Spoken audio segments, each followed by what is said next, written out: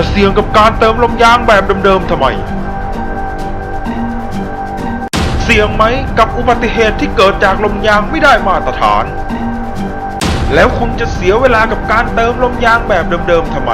ต้องนี่เลยเครื่องเติมลมอัตโนมัติเดนโก้มินิดิจิตอลใช้งานง่ายเพียงเสียบปลั๊กเติ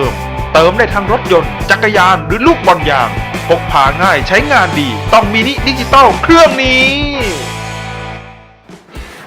อุบัติเหตุทางรถยนต์เป็นสิ่งที่เกิดขึ้นโดยไม่คาดฝันและเชื่อว่าก็คงไม่มีใครอยากให้เกิดขึ้นกับตัวคุณเองใช่ไหมคะและสาเหตุของอุบัติเหตุส่วนใหญ่ก็มาจากผู้ขับขี่นี่แหละค่ะแต่ก็มีจำนวนไม่น้อยนะคะที่มาจากสาเหตุอื่นๆอย่างเช่นเรื่องของยางรถยนต์ก็เป็นสิ่งที่มองข้ามไม่ได้ค่ะ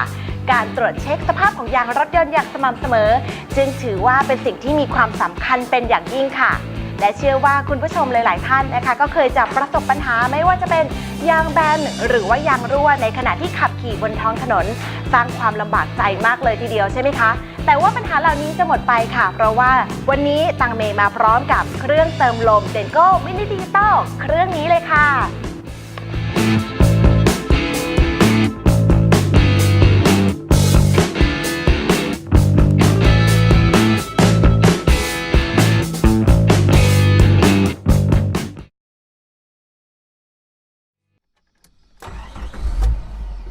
รถเป็นไร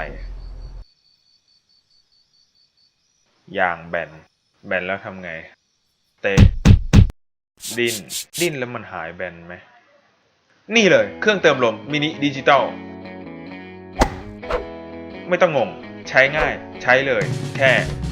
เสียบล็อกเปิดใช้งานง่ายพกพาสะดวกต้องนี่เลยเครื่องเติมลมมินิดิจิตอล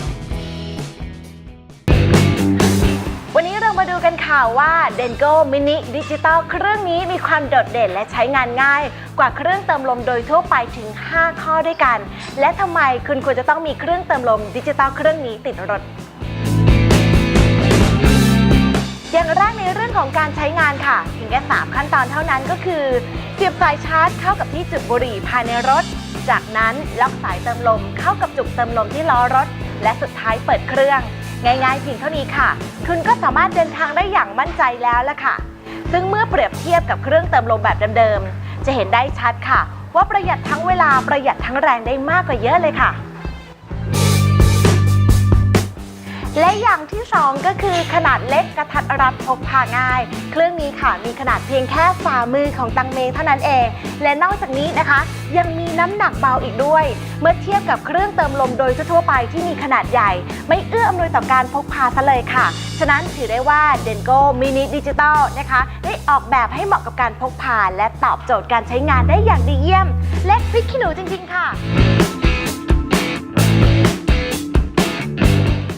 อย่างที่3นะคะเรามาดูที่หน้าจอแสดงผลนะคะของเครื่องเติมลมมินิดิจิตอลเครื่องนี้กันเลยค่ะซึ่งหน้าจอจะแสดงผลแบบดิจิตอลมีความแม่นยำกว่าแบบเข็มอีกด้วยนอกจากนี้ยังมาพร้อมกับระบบออโต้สต็อปที่จะมีการหยุดโดยอัตโนมัตินะคะเมื่อได้เติมลมในแรงดันลมที่เราได้กำหนดไว้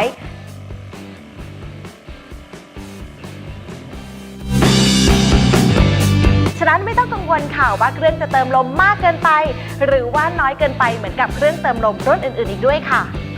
อย่างที่4ค่ะนอกจากเครื่องเติมลมมินิดิจิตอลเครื่องนี้สามารถเติมยางรถยนต์ได้แล้วก็ยังสามารถเติมลมให้กับอุปกรณ์ต่างๆที่หลากหลายอีกด้วยค่ะไม่ว่าจะเป็นจักรยานยนต์จักรยานลูกบอลเป็นต้นค่ะและยังมาพร้อมกับจุกยางเติมลมถึง3ชนิดด้วยกันค่ะฉะนั้นมีเครื่องเติมลมมินิดิจิตอลเครื่องนี้ติดรถไว้รับรองว่าคุ้มค่าแน่นอนค่ะ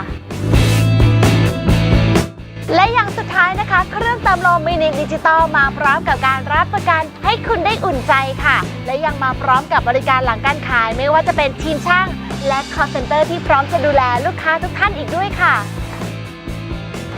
และนี่คือ5ข้อดีของเครื่องเติมลม Dengo Mini Digital ที่ตังเมมานำเสนอในวันนี้ค่ะไม่ว่าจะเป็นการใช้งานง่ายพกพาสะดวกนอกจากนี้นะคะก็ยังสามารถเติมลมได้อย่างแม่นยำสามารถใช้งานได้หลากหลายอุปกรณ์มาพร้อมกับการรับประกันและบริการหลังการขายอีกด้วยค่ะ